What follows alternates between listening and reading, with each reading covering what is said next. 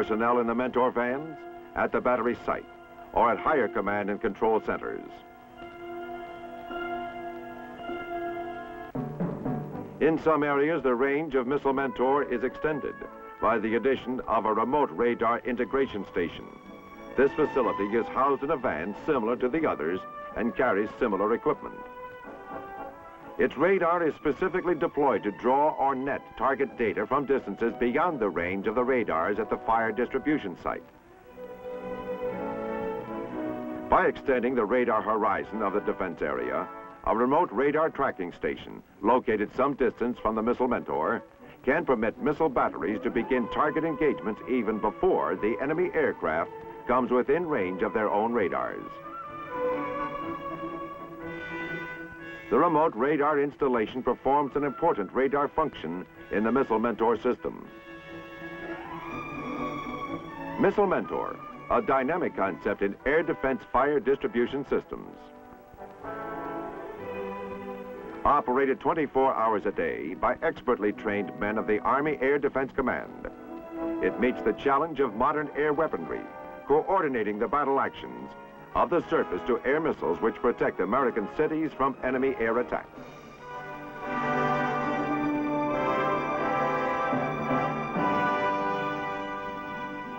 Whenever the average citizen thinks of a soldier, he thinks of a uniform. He thinks of the traditional steel helmets worn in combat by the fighting man. What he doesn't know is that a bewildering array of headgear has made its appearance in our modern-day Army. Here's a report on the situation. The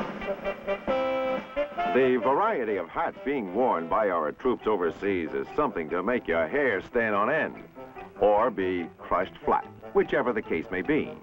Men's fashions have come to Vietnam. Take these two fellows, for instance. They've gone functional. The blotchy coloration of this headgear and its shapeless shape confuses the enemy and thus saves the wearer from having a hole drilled in his noggin.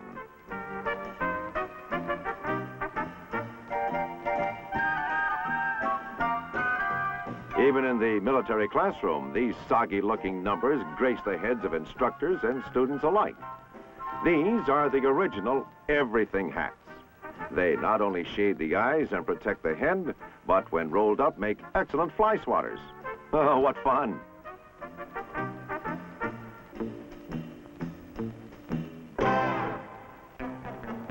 The stylish navy blue cap with its reinforced eye shade and emblem of parachute and wings is here modeled by a couple of gentlemen who handle air cargo for a living. Despite rotor downdraft and other unique forms of abuse, these stout lads carry on looking as natty as ever.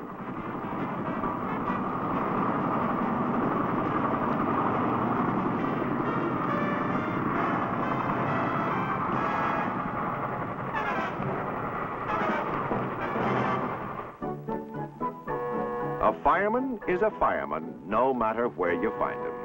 And despite what you may think, Army firemen wear a fireman's hat. Not everyone gets to wear this symbolic helmet. First, you have to prove you are not a hothead. Then when the engine pulls out, you can be one of the boys.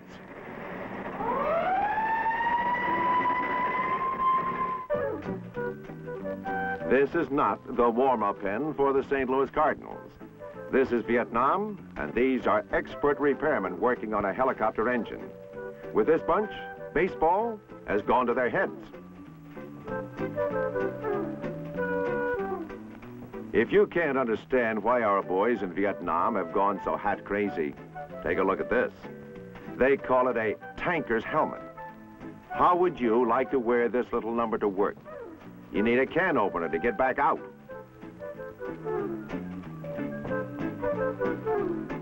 Of course, this kind of hard hat has its charms. Besides having its own telephone, it keeps you from getting your brains beat out in the event of rough roads while driving this wide-track government vehicle.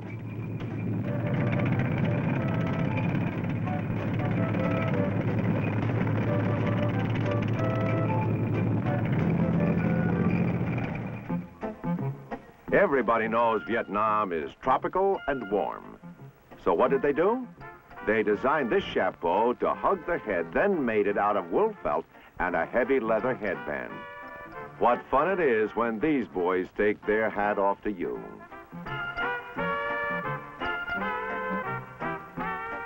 Heavens to Betsy, it would never do for the Army aviators to go unnoticed.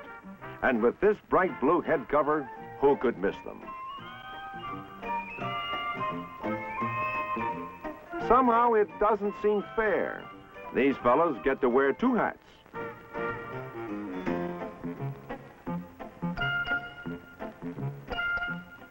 Hey, wait a minute.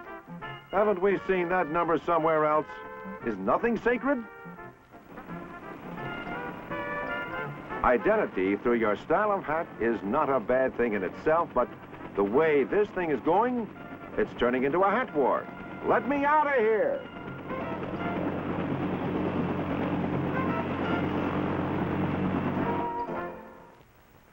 From Vietnam to Boston, from Colorado to Korea, we have brought you glimpses of your United States Army in action on Your Army Reports.